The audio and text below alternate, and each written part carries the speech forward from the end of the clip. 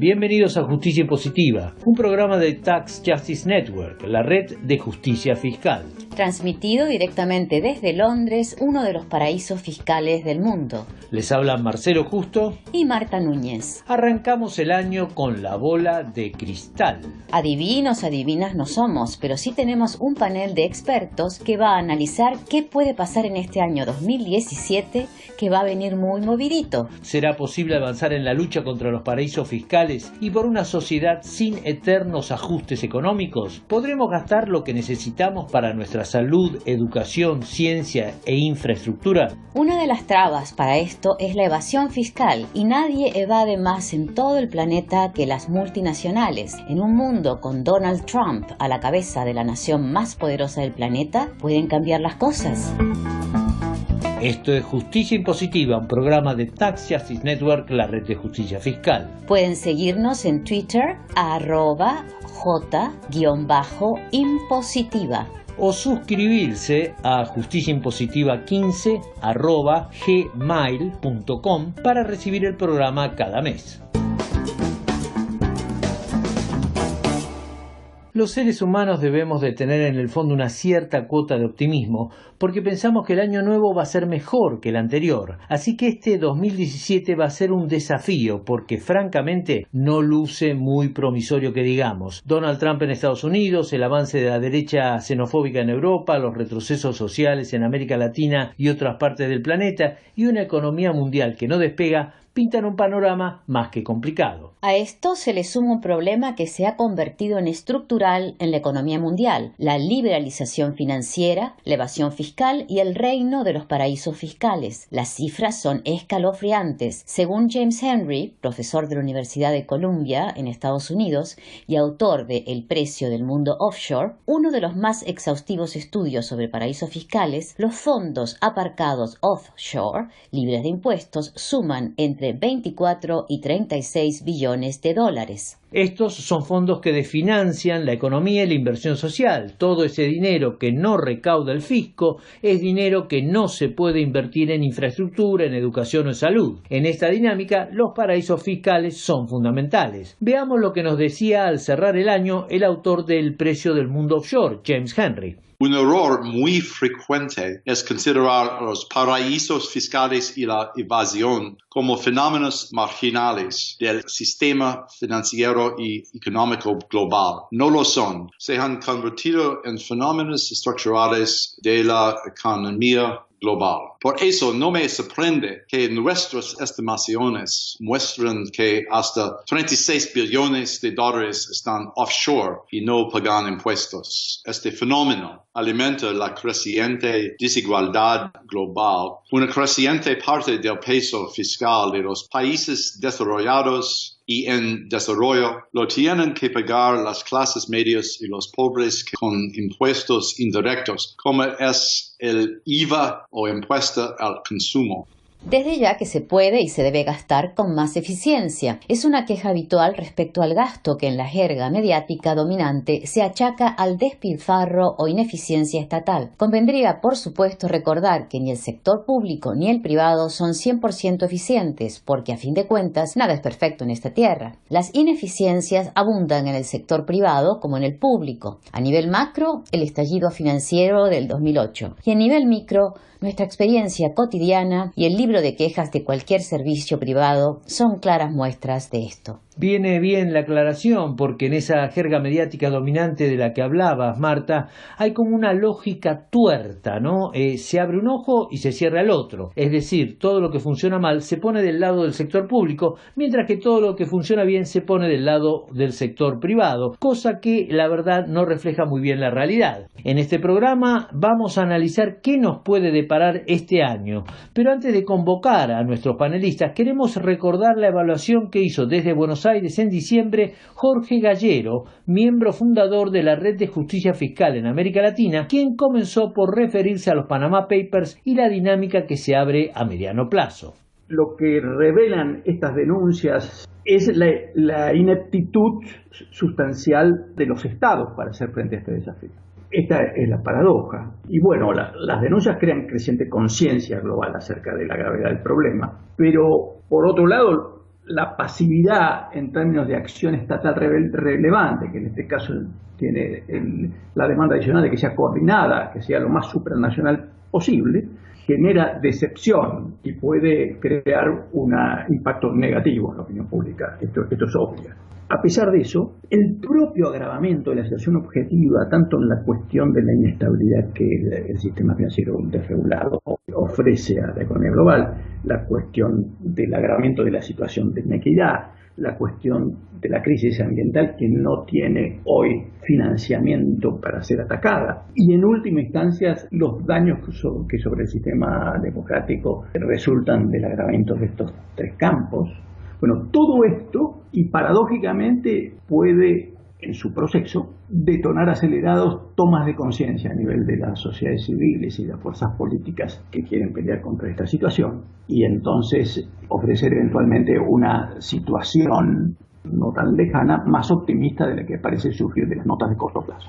Entramos entonces plenamente en el debate. Con nosotros desde Buenos Aires, Juan Valerdi, economista y docente universitario, ex asesor de la presidencia del Banco Central de Argentina y colaborador de la Red de Justicia Fiscal Latinoamericana.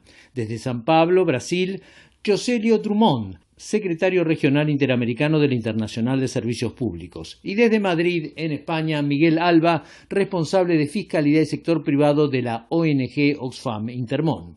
Muchas gracias por participar en este primer programa del año de Justicia Impositiva. Para empezar, quisiera centrarme en un punto como para dejar en claro dónde estamos. Acabamos de escuchar a James Henry, que nos decía que el tema de los paraísos fiscales no es una cuestión marginal, sino central del actual sistema financiero, económico y social. Me interesaría si ustedes pudieran dar ejemplos concretos de cómo esta evasión fiscal canalizada por los paraísos fiscales afecta a la vida cotidiana de la gente. Empecemos por Juan Valerdi desde Buenos Aires. Te voy a dar un ejemplo concreto. En el caso de la Argentina, el stock de dinero que los ricos de Argentina y las multinacionales han fugado hacia las guaridas fiscales implica que para cada familia argentina que no tiene dinero guardado en esas guaridas fiscales, hay $40.000 que alguien de la Argentina, que forma parte del 1% más afortunado, entre comillas, tiene en las guaridas. Es decir, cada argentino que no tiene dinero en las guaridas fiscales, hay alguien que se llevó $10.000 de su propiedad y los llevó a las guaridas. Esto forma los aproximadamente 440.000 millones de dólares que hay de Argentina en las guaridas fiscales, ¿no? Y este dinero además fluye a los países centrales, no es que se pierde ni se estaciona en las islas. Por eso esto es algo central del sistema financiero, porque no son unas islitas perdidas por el Caribe que están acumulando dinero. Acá estamos hablando de un sistema que succiona recursos de un montón de países del mundo, prácticamente de todos, pero a algún lugar lo lleva. Y estos lugares los que lo lleva, como Inglaterra, Estados Unidos, Suiza y China, son lugares donde los están succionando y es el poder que está sosteniendo este sistema. Joselio Drummond, desde San Pablo, Brasil. Mira, tomemos como ejemplo lo que pasa en mi país, en Brasil. El ajuste fiscal que está haciendo el gobierno actual, un gobierno que no es reconocido popularmente, pero que sí gobierna este país, hace un ajuste fiscal donde se congela los gastos públicos por 20 años. Por 20 años no se puede aumentar los recursos para salud, los recursos para educación, los recursos para moradia, los recursos para saneamiento, abastecimiento de agua y cosas de esta naturaleza. O sea, por 20 años se congela todos los gastos públicos alegando que no hay recurso. Pero en nada se cambia sobre los subsidios que ofrece el gobierno a las empresas transnacionales, y nada se cambia sobre las empresas no pagar impuestos, y nada se cambia sobre la recaudación fiscal que tiene que cambiar en este país. Porque hoy pagan impuestos los que son más pobres, no los que son más ricos. Y las empresas particularmente ya no lo pagan casi nada de impuestos. ¿Por qué no pagan? Porque desvían sus recursos para paraísos fiscales. Es tan fácil hacerlo que se hace todos los mecanismos contables para que esta ganancia se vá para los paraísos fiscales. Este es el tema de los paraísos fiscales. Se perde muchísimo, se perde para la salud, se perde para la habitación, para la educación, para tudo que son las necesidades básicas populares.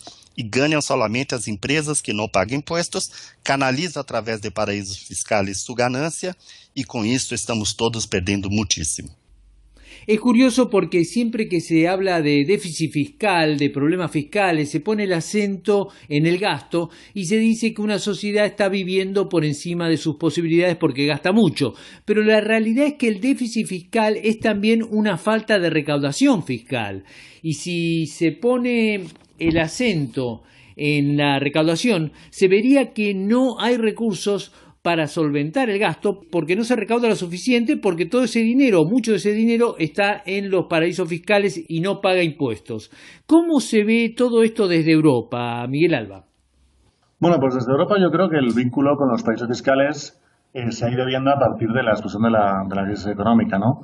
Ahí, como tú bien dices, Marcelo, se puso mucho el énfasis en el gasto, ¿no? Que de repente se veía que no se podía acometer todos los gastos sociales que, digamos, sustentaban el estado de bienestar en los diferentes países europeos, ¿no? Lo que pasa es que últimamente sí que estamos viendo, sí que la gente empieza un poco a entender que realmente no es una economía de opción de que hay que gastar en una cosa o en otra, sino que realmente el problema es de que realmente el Estado debería recaudar más. Por ejemplo, anualmente se estima que la Unión Europea pierde 1 billón de euros, 1 millón de millones de euros, por dinero que en su mayoría va hacia paraísos fiscales y digamos, dejan de recaudarse los diferentes países. Bueno, pues eso justamente ahora se está viendo que las grandes empresas que deberían pagar más, las grandes fortunas que deberían pagar más por un principio de progresividad y de justicia fiscal, y que realmente no es que haya que elegir entre gastar de una forma o de otra, es que lo primero que hay que hacer es asegurar una recaudación que debería estar garantizada en base a unos principios de justicia fiscal, ¿no?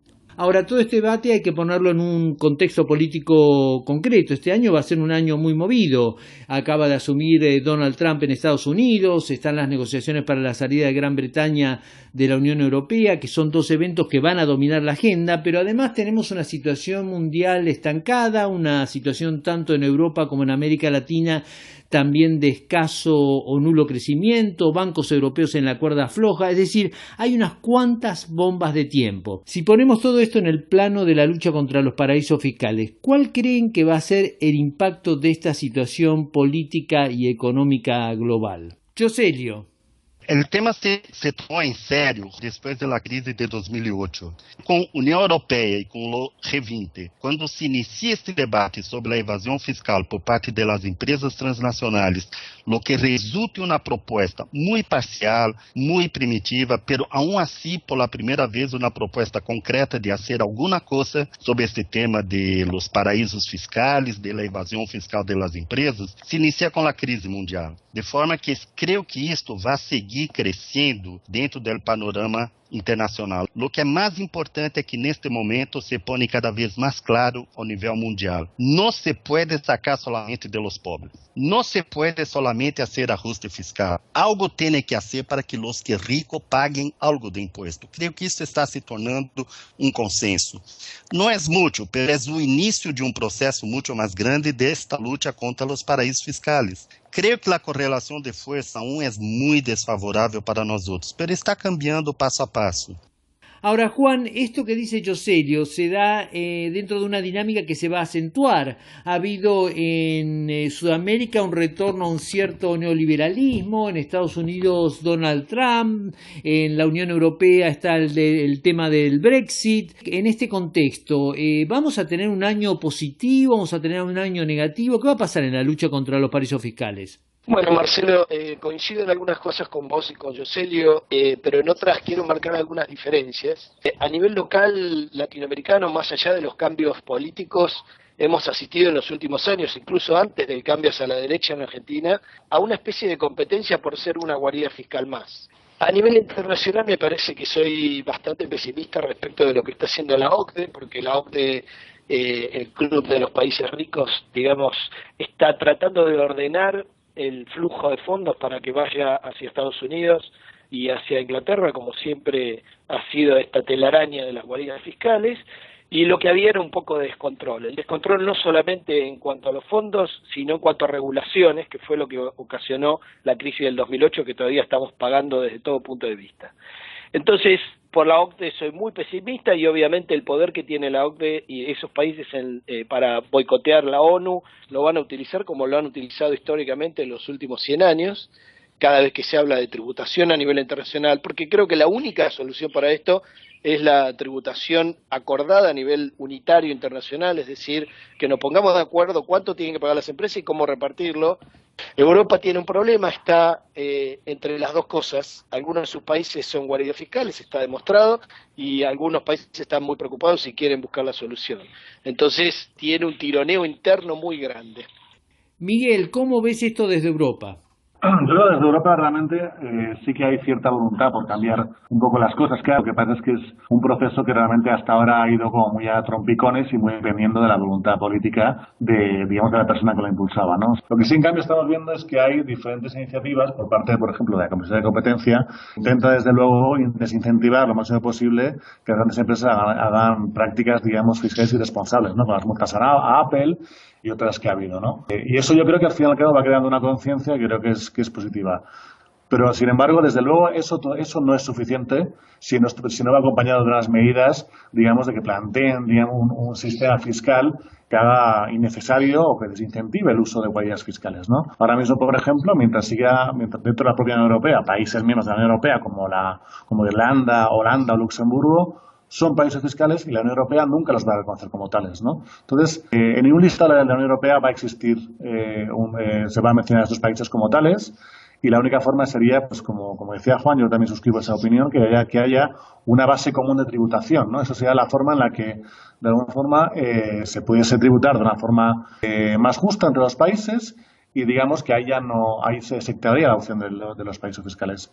Otra cosa aparte es el papel que tenga Estados Unidos. Con Trump yo creo que los pocos avances que tuvo Obama posiblemente se queden en nada y no veamos ni rastro de ellas, ¿no? Habrá que ver cómo es su postura respecto a la tributación de las grandes empresas multinacionales estadounidenses. Cuando se habla de los paraísos fiscales se pone siempre el acento en la necesidad de lograr acuerdos supranacionales.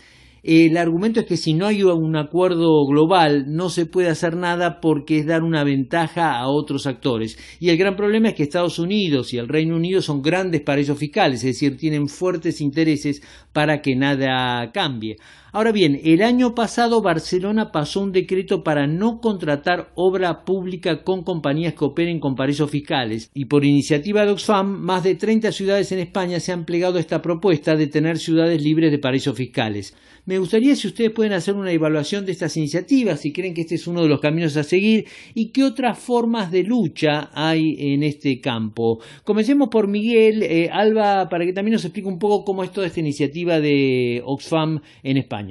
Bueno, la iniciativa, desde luego, ha tenido una muy buena acogida. Ha habido, como decías, muchísimos ayuntamientos, hasta 30 ayuntamientos en España que se han acogido a ella, que han decidido sumarse a esta iniciativa y que están tratando de incluir cláusulas en sus políticas de contratación para, digamos, penalizar a aquellas empresas que eluden impuestos a través de guaridas fiscales, ¿no? Creemos que, al fin y al cabo, aunque es una cosa que hemos planteado nosotros en términos de campaña a nivel de ayuntamiento, para tratar también de visualizar que este tipo de retos globales también se pueden acometer desde el ámbito de decisión más bajo, pero son extrapolables a cualquier otra dimensión, digamos, de la administración, ¿no? Lo hemos empezado a trabajar con ayuntamientos, pero también, evidentemente, lo pueden hacer las diferentes regiones con capacidad de contratación, también a nivel estatal y también a nivel incluso supranacional, a nivel europeo, ¿no? La Unión Europea también contrata servicios y bienes, con lo cual podría incluir este tipo de cláusulas, ¿no? Entonces, el sector público es un negocio pues muy lucrativo para las grandes empresas, ¿no? En España es como la cuarta parte del Producto Interior Bruto del país, ¿no? Con lo cual, si una empresa de repente ve que se cierra una puerta de negocio de tanto tamaño, pues desde luego tendrá ahí un incentivo muy claro para dejar los paraísos fiscales. Joselio, ¿hay iniciativas similares impulsadas desde los sindicatos del sector público? Sí, tenemos casos, por ejemplo, de sindicatos que denunciam o subsídio que se oferece a uma determinada empresa com isenção fiscal para esta empresa, sem que a empresa genere nenhum tipo de benefício, nenhum tipo de emprego, nada. E com isso logramos reverter o subsídio. Há também algumas iniciativas governamentais, como Equador, que empieza a debater este tema de las empresas transnacionais não pagar impostos de uma maneira um pouco mais concreta, pero a mim me parece que o principal seria reforçar iniciativas locais, pero demandar principalmente para uma solução global. A nós outros, a prioridade parece ser a constituição em la ONU de comitê intergovernamental que propicie realmente uma reforma do sistema tributário internacional. Este sistema tributário não existe internacionalmente, vem de los anos 20, não é realmente um sistema e hace com que facilita com que as empresas hagam o que queiram. Então, haveria que constituir em la ONU o grupo efetivo de debate sobre a reforma tributária internacional. Este era o ponto central para nós outros. E não logramos. Os governos não aceitaram esta proposta quando hicimos as conferências da ONU, onde a proposta está em la mesa. Lo importante é que não vá sair de la mesa mais, porque a crise econômica e a situação de todo o mundo obriga a debater alternativas que não seja solamente sacar de los más pobres através de lo ajuste fiscal. Ahora, Juan, enfocándonos más exclusivamente en América Latina, en este momento que terminó el boom de las materias primas y hay cambios bastante fuertes en el tablero político, ¿qué tanto se puede avanzar con iniciativas de este tipo de gobierno local como la de Barcelona, pero en América Latina? La verdad soy bastante pesimista con la iniciativa esta de los gobiernos locales porque hay una experiencia local que es la del gobierno de Ecuador, que entre 2010 y 2015 también tenía una cláusula de no contratación del Estado para empresas que tuvieran socios o vínculos con guaridas fiscales, ¿no? Lamentablemente, Ecuador, a pesar de tener el presidente poniéndose al frente de la lucha contra las guaridas fiscales y promoviendo en la ONU este cuerpo intergubernamental, tuvo que derogar eso porque no iban las inversiones, o porque en realidad encontraban la forma de esquivarlo y quedaba muy mal parado. Todas las experiencias, desde mi punto de vista, que sean parches locales, van destinadas al fracaso. Esto, como decía Yoselio, y como la mayoría de los que realmente están impulsando lo de las Naciones Unidas, se ve como la única solución. Y ahí coincido también con Yoselio, que el sistema tributario internacional y de cada uno de los estados nacionales está diseñado hace 100 años, cuando lo que se grababa era la riqueza de las personas, muy poco, y lo que producían las empresas, porque había una cuestión física mucho más importante que hoy. Hoy el comercio electrónico y el movimiento financiero a través de los electrones es imposible de controlar, de hecho, y entonces tenemos que ponernos de acuerdo entre todos porque no hay forma de ponerle barreras a la producción. Bueno, me gustaría seguir hablando porque el tema da para mucho, pero el tiempo es rey. Quisiera terminar preguntándoles por esto muy brevemente, por el diagnóstico de esta situación más a mediano plazo. Hablamos de lo que puede pasar con Donald Trump o la economía mundial, pero más allá de estos avatares, ¿es sostenible el actual sistema? A esta pregunta yo les propongo dos escenarios posibles. El primero tiene algo de esas películas catastróficas de ciencia ficción. Es decir, si seguimos así vamos a terminar en un mundo controlado por una élite y el resto viviendo en una creciente pauperización, con servicios esenciales como educación o salud privatizados porque no hay cómo pagarlos, porque todo el dinero está en paraísos fiscales. Modelo terriblemente desigual, pero que de alguna manera se sostiene y continúa.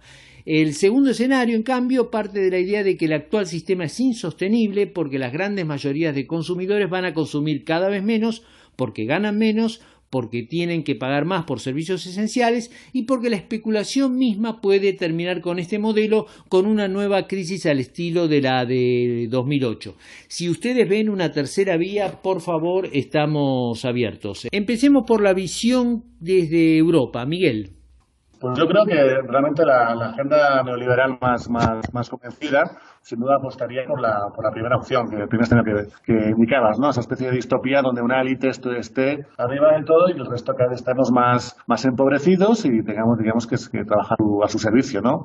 Por un lado, yo creo que nunca va a ser tan obvio como eso, primero porque siempre va a haber como parches para tratar de camuflar un poco esa realidad, y segundo porque creo que va a haber dos acontecimientos que lo van a hacer imposible, ¿no? Por un lado, yo creo que la gente, hay una conciencia mucho más empoderada que anteriormente, ¿no? O sea, aunque han perdido cierta vigencia, pero hemos asistido en los últimos años a reacciones populares, pues a partir sobre todo de la crisis, ¿no? Por ejemplo, el movimiento Occupy de Wall Street o los movimientos de los indignados en España así lo ven, ¿no? Yo creo que eso no es algo que se haya perdido totalmente, sino que en cualquier momento se reactiva. Cuando se vea que realmente las cosas siguen como estaban antes y la gente empieza otra vez a sentir que las cosas, digamos, no están cambiando y que realmente se está ahondando en construir un modelo totalmente en contra de las mayorías, pues habrá momentos pico en la que la gente volverá a vestirse. Y luego porque creo que es inevitable que haya un colapso. O sea, creo que se va a repetir una crisis económica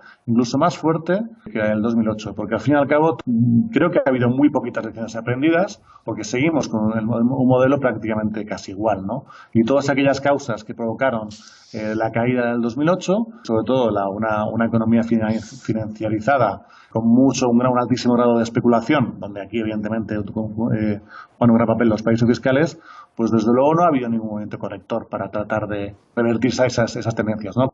¿Cómo se ve la cosa desde América Latina, Juan? La verdad te voy a ofrecer un escenario alternativo, ya que lo pedís, y lo que te voy a decir es que en realidad veo también una crisis inminente, peor que la del 2008 desde el punto de vista del sistema financiero internacional. Está todo emparchado, pero no ha habido cambios de fondo, pero al mismo tiempo no veo un colapso que vaya a influir positivamente.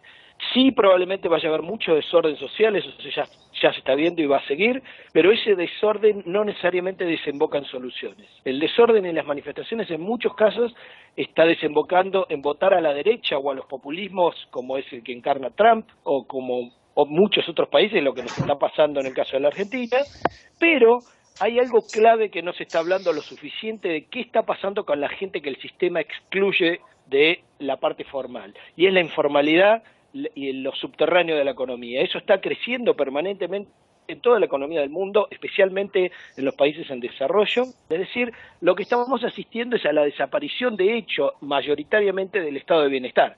El Estado se está corriendo y vuelve al estado gendarme. Eso lo piden las multinacionales y los ricos, pero también lo piden las clases medias. No veo un colapso donde la gente esté dentro del sistema mayoritariamente ni en las calles en una revolución. Lo veo corriéndose a la informalidad y a la economía subterránea y obviamente también a la ilegal, masivamente, tanto para sus ingresos como para sus consumos.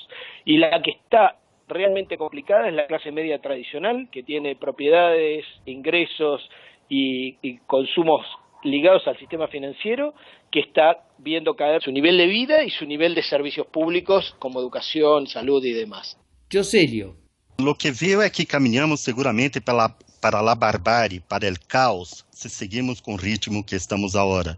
E se miro as instituições de governança global, aún aposta neste caos.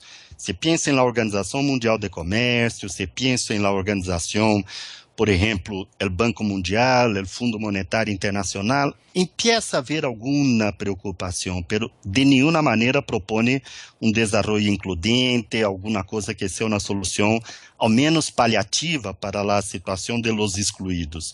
Creio que seguem na direção da barbárie. Não tenho uma proposta clara de terceira via, pero creio que se está construindo instrumentos de luta que são bastante importantes e que reagem, como que reacionam à ideia de que a barbárie é o único caminho possível.